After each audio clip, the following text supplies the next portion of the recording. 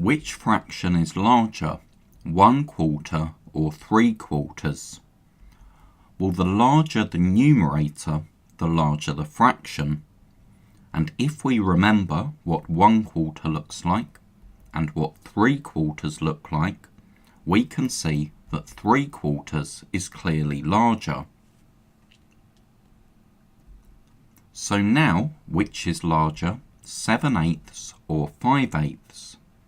Again, we know that 7/8 is larger because if we've got 7 parts out of 8, we've clearly got more than 5 parts out of 8. So 7/8 is larger. But here's where it gets a little more confusing. We have the same numerator but different denominators. And the larger the denominator, the smaller the fraction.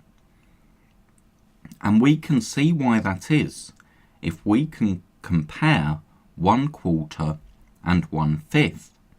We can see that the quarter is larger.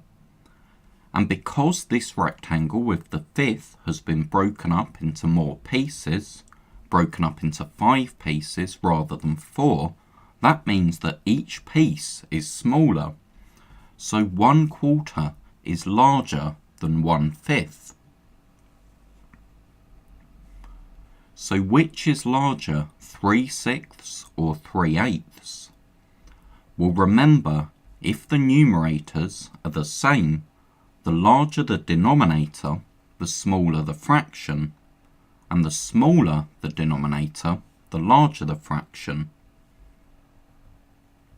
So because 3/6 hasn't been broken up into as many pieces, each piece is larger, so 3/6 is the larger fraction. Finally, which is larger, 7/10 or 7/8? Well, we can look at 7 parts out of 10 and 7 parts out of 8.